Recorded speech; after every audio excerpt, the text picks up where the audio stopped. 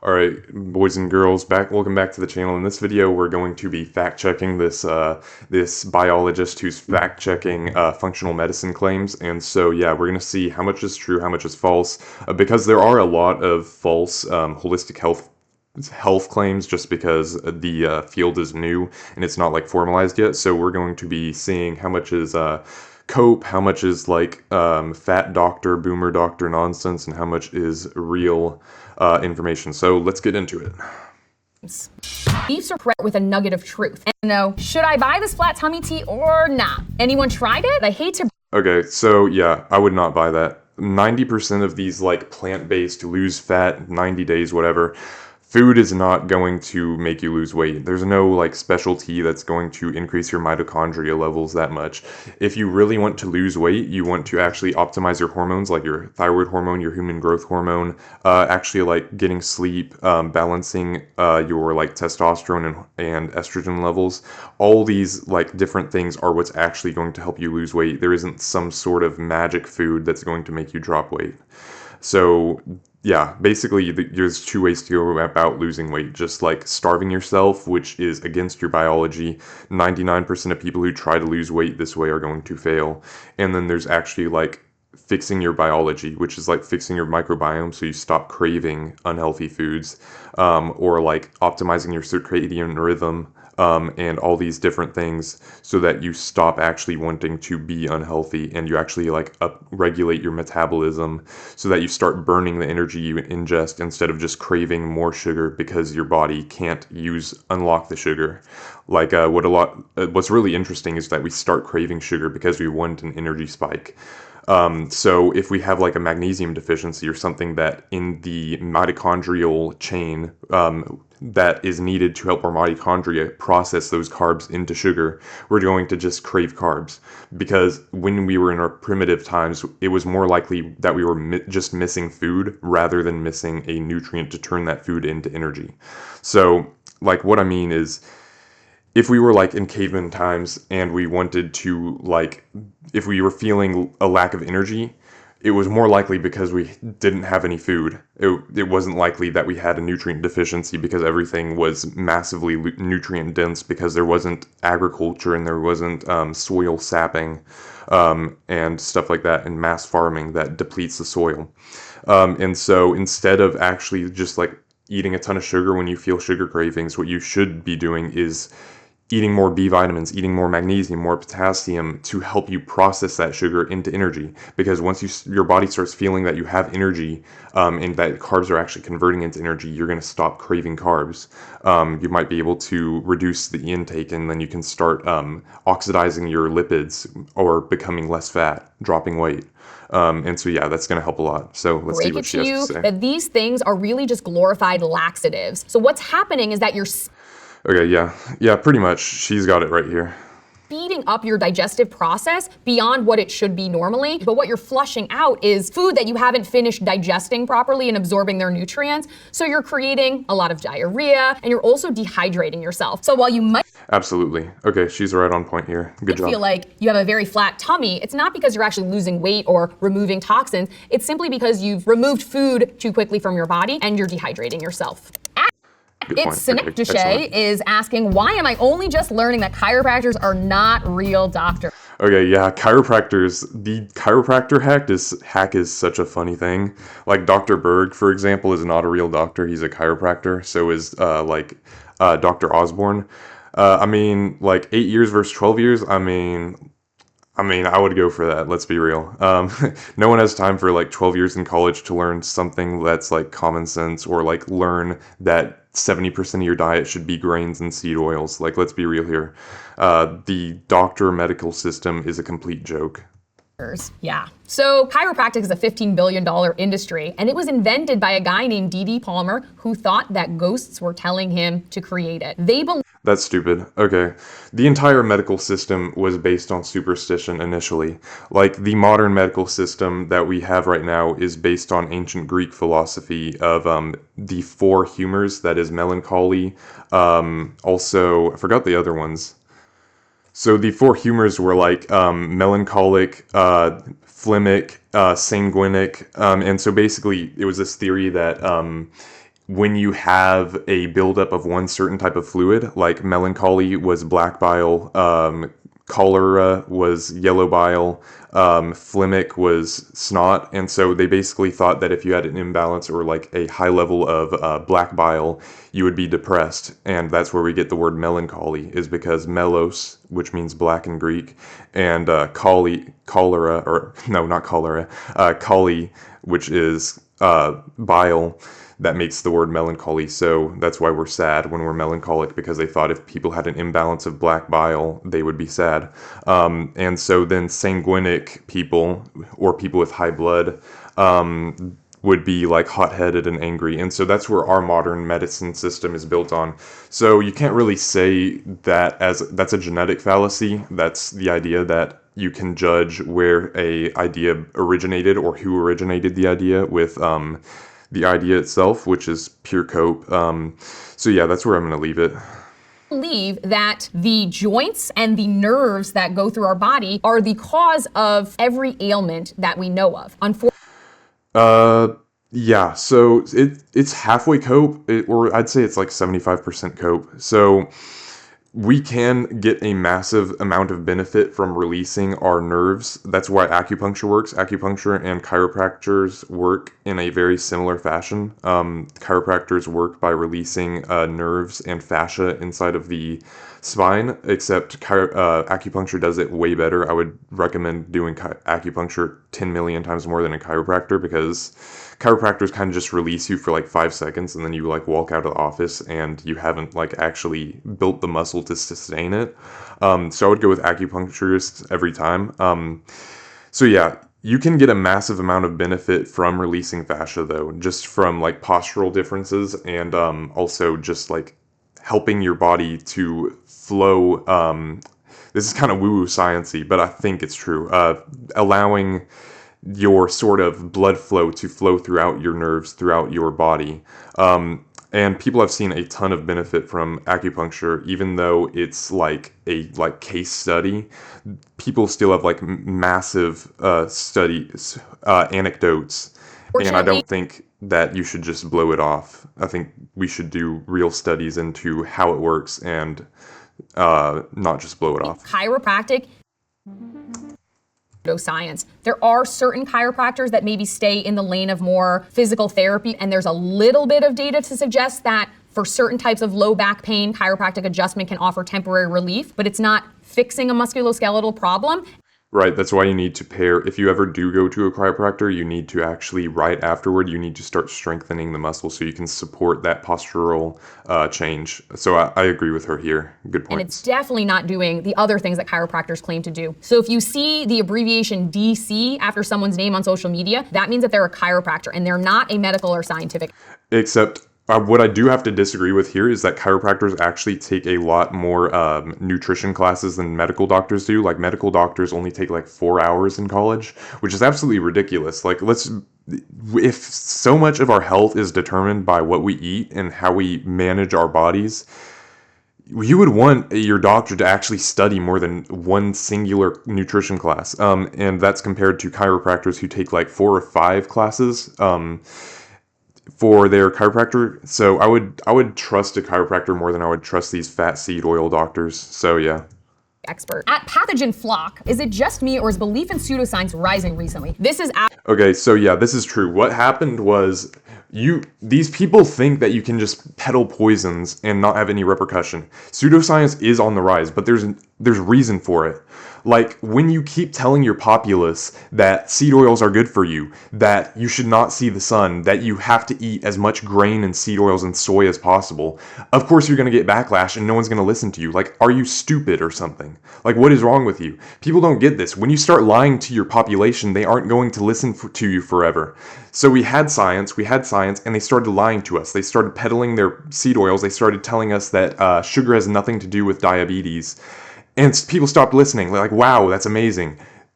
People aren't going to listen to you if you keep lying to them. So now we have the opposite. We have the antithesis of medical science, and that is people who say you should go full carnivore, which is stupid. If you go full carnivore, you're going to mess up your gut microbiome to start favoring ammonia-producing microbes. and you start getting people who say you shouldn't eat any plants at all, which is not as bad as the seed oil, but it's still horrible.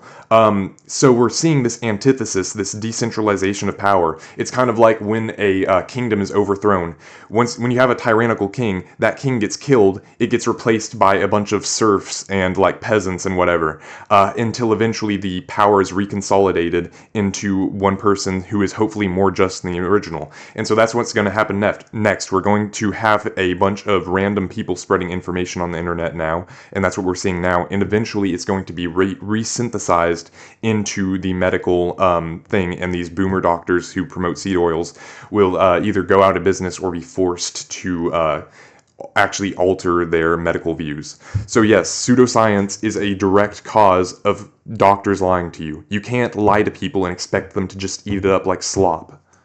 Absolutely correct. We have seen a dramatic rise in anti-science and pseudoscience beliefs, and this does trend with the prevalence of social media. Also coincides with the recent COVID-19 pandemic and the increasing amount of politicization. Okay, vaccine. Let's see if I can make it through this without saying the word that'll get me banned. Okay, so vaccines were bad, very, very bad. So what vaccines did, or what the V word did, how it worked is that when we started mass producing these vaccines, the production process of it was extremely subpar. When you make a policy, when you allow a company to break the rules and administer this like massive threat protection thing, where it's allowed to these companies are allowed to do whatever they want, you get shady stuff going down, and that's what we had here. So the manufacturing process of these vaccines was subpar. We had bacteria producing the DNA structures, the RNA, to infect our DNA to start producing spike protein. So basically what they did is they made a bacteria to start producing spike proteins, or to have DNA that would produce spike proteins.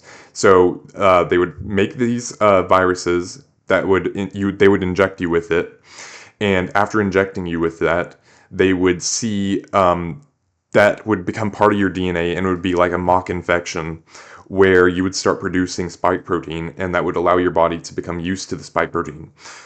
The only problem with that is that the vaccine was supposed to be RNA. RNA is temporary. It lasts like 48 hours.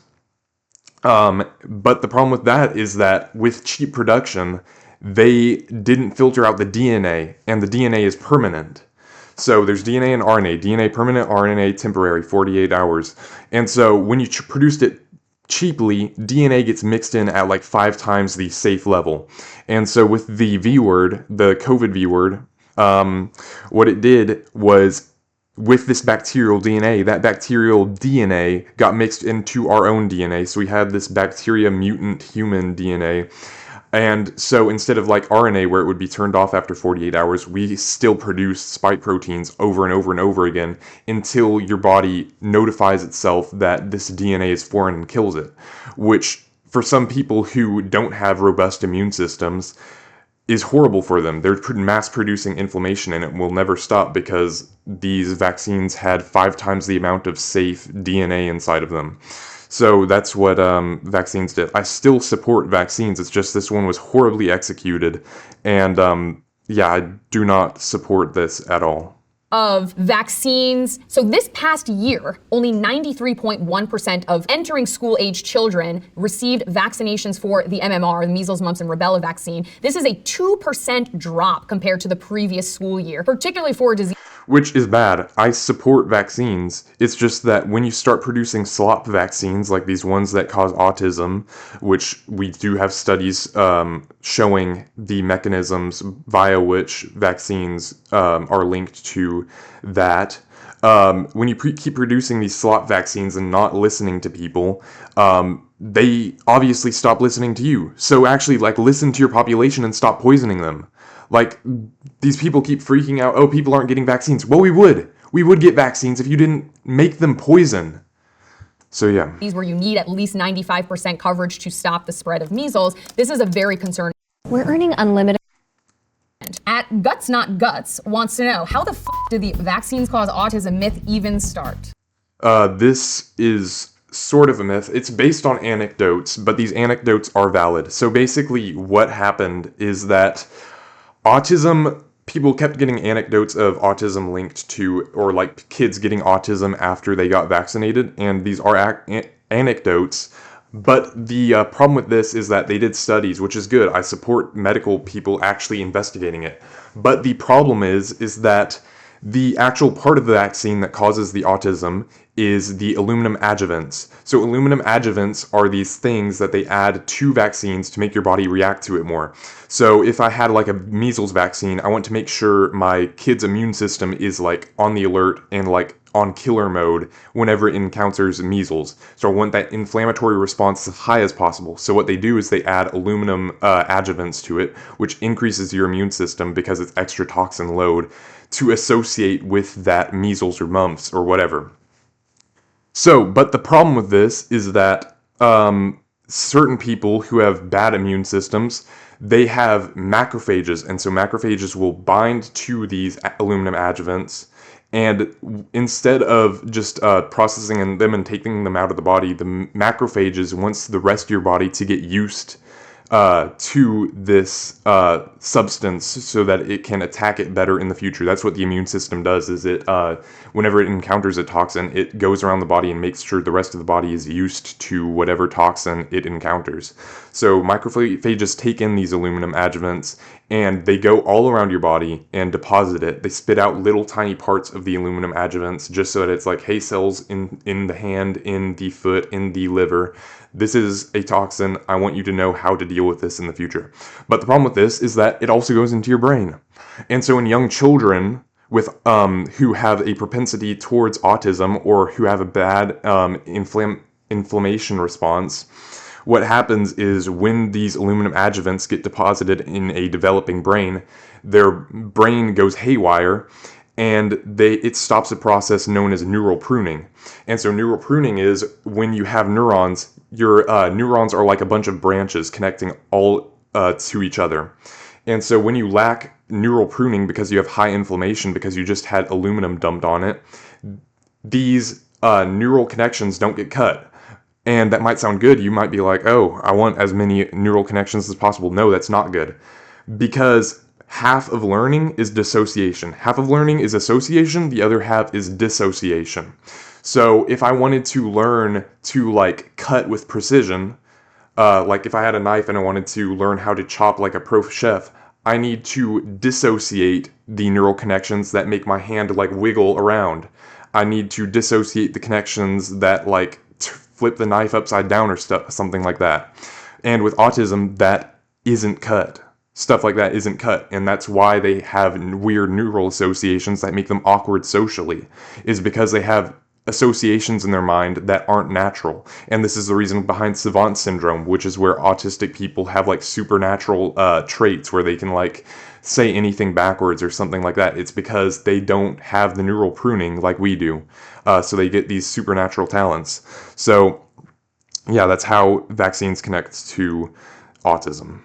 Did the vaccines cause autism myth even start? This myth started in 1998 because of a British gastroenterologist named Andrew Wakefield, who has since lost his medical license and the ability to practice medicine, but he published a paper in the Wow, imagine going against the machine and getting fired for it. Lancet, which is a very prestigious medical journal, and claimed that he had data to demonstrate a link between the MMR vaccine, which is the measles, mumps, and rubella vaccine, and autism symptoms in Oh yeah, and I forgot to mention this. The reason why these studies failed to show a link between autism and vaccines is because all the studies done between autisms and vaccines were done on vaccines that didn't actually have aluminum adjuvants in them. So only certain vaccines have aluminum adjuvants, and I would suggest avoiding those, at least for the time being, until they revise them and make them have a healthier vaccine. I am not anti-vaccine. Vaccines have reduced our death count due to infectious diseases by like hundreds of times over. So vaccinations are good, it's just that we need to revise a working system, or we need to revise a flawed system. We don't want to throw out all the progress we've made, we just want to fix a broken system, so yeah. children. The problem was he falsified all of the data in that paper. More than that, he used self-reports from parents who were planning to sue the existing manufacturers of the MMR vaccine. On top of that, he was trying to sell and market his own MMR vaccine, but because it was published in such a prestigious medical journal, it took the world by storm. It caused I don't know if that's really a problem. I mean, if you saw a problem with like some product, why wouldn't you develop the solution? I mean, like, if I saw something that showed that, like, I don't know, some sort of, like, thyroid medication caused, like, cancer, obviously I'm going to try to improve on that thyroid medication so that it didn't cause cancer. So maybe it's a conflict of interest. Maybe this guy was a faker, but we'll see. A lot of fear. Eventually that paper was retracted, but that retraction did not occur until 2010, 12 years later. Now in recent years, we're seeing measles rates above what we have ever seen in the US, and this is why we need to get vaccinated, but we do need to revise the system first to get rid of the aluminum adjuvants instead of just sweeping the problem under the rug. Really a cause for concern because the very first measles vaccine was put on the market in 1963. So we have over 60 years of data that demonstrate that there is no relationship between vaccines and autism. Actually, if you look at the graphs between autism and vaccination rates, they like go hand in hand. It's pretty uncanny. But yeah. At Briny for Trump, GMOs change our DNA every day and give people several diseases. Why did we approve of this? This is not true. It's halfway true. Okay, so the problem with GMOs are not what people in the mainstream think they are. The problem with GMOs are twofold. So the first problem is that GMOs are intended to increase the chance that, or decrease the chance that bugs will munch on our food. And the way they do this is by increasing plants' endogenous pesticides, so the natural pesticides plants produce. So yeah, plants produce natural pesticides to keep bugs off so that they can increase the chance that some mammal will eat it, or the chance that it'll be able to spread the seed. These include like lectins, oxalates, and other sorts of things, cyanide, for example. And so the problem with GMOs is that they are meant to like increase the amount of these pesticides by like 10%. Like GMO corn increases their lectin count to keep bugs off. And so the problem with this is that these toxins are also toxic to animals too, including us. And so it just increases inflammation. That indirectly damages your DNA. If you have higher inflammation, it's going to increase the amount of DNA damage you have.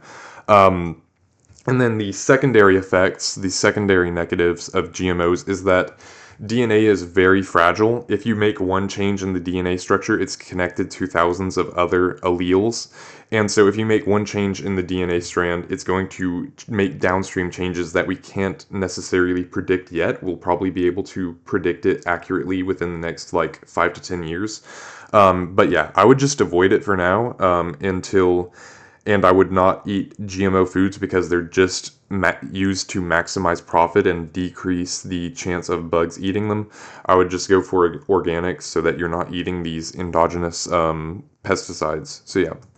In the 1980s and 1990s, the papaya was being wiped out by a virus called the papaya ring spot virus. So we created a GMO papaya that can resist the papaya ring spot virus. And this is one of the better uses of GMO. I still wouldn't eat it just because of those downstream effects, but at least it's not like increasing GMOs. Personally, I would just go for like naturally genetically strengthened ones. Like we have plant genuses that are naturally increased protection against certain diseases.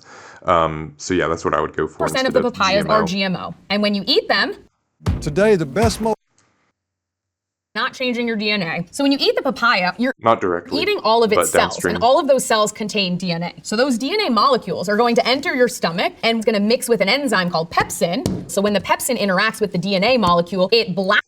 Yeah, but that's not the mechanism that inflammation causes. If you eat lectins, it's going to cause a bunch of inflammation, and that's not going to be destroyed by pepsin. That's just the DNA molecules from the plant itself. The way it affects your DNA is not via the plant's DNA somehow getting mixed with yours. That's stupid. It's via increasing inflammation, which increases free radicals that attach to your DNA and destructuralize them. It apart into all of these individual subunits, and therefore the DNA is no longer intact. It's not going to change your DNA. It's not going to cause any harmful consequences. If a health influencer is legit or full of Health influencers. Okay, this is a good question. I actually support this because there's a lot of like stupid health information. Basically, if they are just like sort of like top 5 foods to help with belly fat, it's lies. Like there's no food that's going to increase your fat burning by a substantial amount. Like if you really want to lose weight, you need to actually go into the deep science. So yeah, basically like popular like just food level fixes is lies. If they go into like nutrients directly, like actually increasing like minerals and vitamins that actually help support the root level cause of the problem, not just like some sort of brain rot 5 foods to help you reverse dementia or something like that, then yeah, it's good for you. Some of the red flags to look for are, number 1, they are trying to evoke very strong negative emotions. Things like... I wouldn't say that necessarily. Health creators, anybody online is going to evoke negative emotions as much as possible just because that's what gets clicked. It doesn't matter if they're a medical doctor or like some random health influencer. Everyone's using clickbait, otherwise you wouldn't be seeing their channel. People who don't use clickbait, you will never see their channel. Fear, anxiety, or worry, particularly as it relates to your health or the health of your children or your family. Like, for example, this title, like she says, biomedical science answers pseudoscience questions. That pseudoscience evokes fear or some sort of superiority over, which is fine, it doesn't matter, but like it's kind of hypocritical. It's still using clickbait. Number 2, they're making all or none statements. They're saying that... Same thing, it's just SEO, it's just what gets actually popular. This thing is causing cancer. Anybody who uses this. This thing is going to fix some disorder. Number 3, if they're...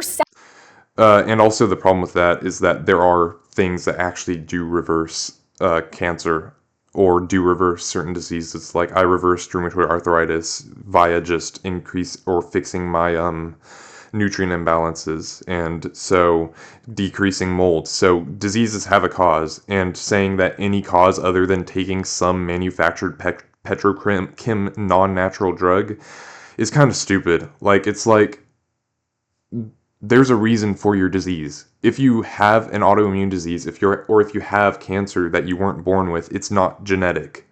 If it were purely genetic, you would be born with it. That's how genetics work. You don't develop a new gene. Like I wasn't born with rheumatoid arthritis. I got it after I was exposed to high amounts of inflammation. Therefore, by decreasing it, by fixing my gut health, by decreasing mold toxicity, I get better. And so yeah, that's kind of stupid because there are people who do make what you really want to look out for is unsubstantiated claims. You want to see if the advice they give is actually feasible. Like for example, eating a salad every day to reverse diabetes, that's stupid. Eating a salad every day to reverse diabetes is stupid. But if they have sound ideas, like for example, increasing potassium and magnesium rich foods to reverse diabetes, maybe you should listen to them because potassium and magnesium are needed to help stimulate beta cells inside of the pancreas to increase insulin secretion and help port that blood sugar into cells. So maybe you should try that out. So yeah. Selling you something that is related to the claims that they're making, whether that... That's also stupid. You should, if they're selling something that doesn't disqualify them. Doctors sell their services. Should I stop listening to doctors? You're a doctor. So should I stop listening to you since I have to pay you to give you information?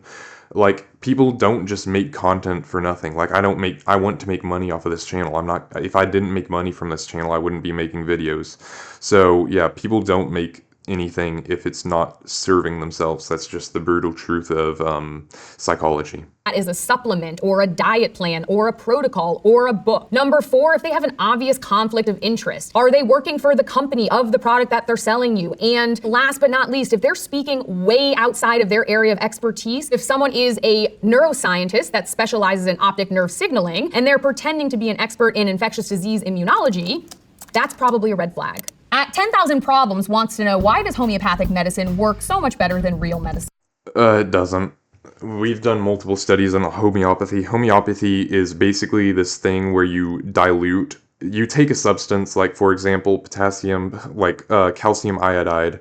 You take some sort of random nutrient, and what you do is you take a drop of that, mix it with some water, then you take a drop out of that, drop it into another 10 drops of it, so you're diluting it by 10 times. Then you shake it up because the guy who invented it had the idea that if you shake up a substance, it increases the positive effects of it.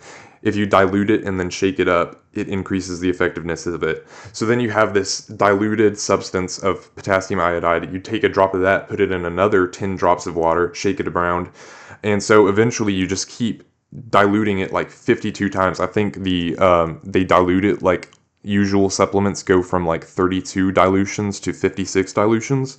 And so you're getting nothing. And the theory behind that is the more diluted it is, the more powerful it is, which is stupid. It's completely outdated. If you wanted the ultimate, according to this theory, if you wanted the ultimate homeopathy substance, you should just like drink a drop of ocean water and you'll like have a otherworldly experience from like having all that shaken around ocean water and ocean nutrients.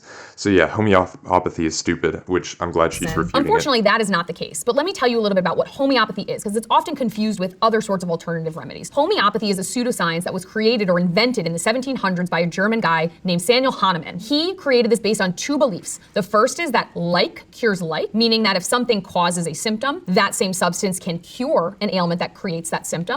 Like, for example, one of his ideas was that if you got like a wasp sting, if it like hurt and it was like spicy feeling, so if you put like cayenne pepper on the wound, it would make it feel better because one thing stings it, but if you put another thing like that also stings on it, then it'll get better. So that was the idea. Onion causes watery eyes when you cut it. Therefore, homeopathic onion is going to cure things like allergies that also cause watery eyes. But that goes along with the second belief, or the law of infinitesimals, meaning that the remedy becomes more potent the more it is diluted. If you find a label on a homeopathic remedy that says 12C, C means 100, and 12 means that you've diluted the substance 12 times 100-fold over, which means you have one part in this many parts, which is also called 1 septillion. So what that And we've done multiple studies on homeopathy, and it has no effect aside from placebo effect. means is that there's no actual active ingredient in that. That is probably a good thing because there are many homeopathic remedies that can be very dangerous if you would ingest them at normal dosage. For example, teething tablets that claim to have homeopathic belladonna, which is deadly nightshade, were contaminated with measurable levels of belladonna, and hundreds of babies developed seizures and at least 10 babies died. This happened starting in 2010 and 2012, and there were several brands that were And this is the bad side of like natural health. blamed. One final danger of homeopathy is that many people believe that they're taking something that's beneficial, and beyond the fact that it is nothing more than a sugar pill, it often leads people to forego actual medical care, which is one of the biggest harms. Well, maybe people wouldn't avoid natural medical care if you weren't feeding people poison as well. Like, maybe you should stop feeding kids with ADHD or like rowdy boys with like some sort of ketamine. Like, yeah, let's give schoolboys ketamine. That'll go good. Yeah, great. Harms of 2, please. Make that 3. All right, I think we're gonna go through one more and then we'll end it off. Okay, so our cell phone power is towers. detrimental to our health. Why so many? Why do they emit high-pitched noises? Are they carcinogenic? Why the spike in cancer rates since they arrived? Cell phone towers look like this, coming out from all sides. Okay, so they asked, why are cell phone towers, are they dangerous? Okay, so yes, cell phone towers are absolutely dangerous. What they do is they emit electromagnetic frequencies. And so those electromagnetic frequencies basically cause your calcium-gated ion channels. There are things called calcium-gated ion channels that are in like every single nerve and every single muscle, every single neuron in your body. And so when these calcium-gated ion channels are activated, that is like the on trigger. So when those calcium-gated ion channels are stimulated, it makes things rush into the cell and stimulates it. So this is actually really interesting. So since it stimulates muscle activation, we've actually done studies where people who like exercise with EMF emissions around them actually gain more muscle. But that's not good all the time. It's not good to have constant EMF exposure. It causes brain fog. It causes imbalanced heart rate. They've done studies where people who are exposed to cell phones while on the phone, if they're exposed to mobile data while like on the phone, their heart rate is more variable than people who don't have any cell phone data or internet going through it. And so, yeah, basically it'll mess up your mood. It'll make you mentally less stable. It'll make you more brain fog. It'll mess up your heart rate, and generally just make you less balanced overall, cause a bunch of oxidative stress. And on top of that, it also stimulates your immune system cells, because your immune system cells are also activated by these calcium-gated ion channels, and that causes them to release nitrogen oxide. And so what that does is it causes a bunch of inflammation of superoxide inside of your blood. And so, yeah, not good stuff at all. But let's see what she has to say. And you have these radio waves that are being emitted. You also have these secondary nodes that are a little bit smaller, but all of these radio frequency waves are projected in every direction, because otherwise we wouldn't have cell reception. So this myth kind of started because people heard the word radio frequency radiation and got scared, because we know that there are certain types of Okay, I don't see what having it go in every direction has to do with anything. Radiation that are linked to cancer. Here we have the electromagnetic spectrum. Things on this end are very high energy, and this rainbow right here is our visible light spectrum. Ultraviolet and above, these types of radiation can potentially damage our cells in our body and can lead to changes in our cells and mutations. But when you get below the energy level of visible light and you get into infrared and microwaves, way down here, those are your radio waves. So this radio frequency radiation is one of the lowest energy types of radiation, and it's considered what we call non-ionizing, meaning it cannot penetrate your body. So even it does activate your calcium-gated ion channels, though. That's the problem. If those radio waves are all over our planet, because we have cell reception everywhere, the amount of energy that they're exerting is not actually going to damage your body or cause you any potential harm. At John Peterson. Okay, yeah. So basically, yeah, even that is still problematic. So yeah. Anyways, this is the end of the video. Hopefully you guys learned some stuff about what's real, what's fake, and if you like this sort of brain rot reaction type stuff, then let me know. I'm just doing it because it's like takes less effort than putting out a full scripted video right now. But yeah, let me know if you want like the full scripted health video sort of style, or if you want this more reaction type stuff. Yeah, so yeah, see you in the next video.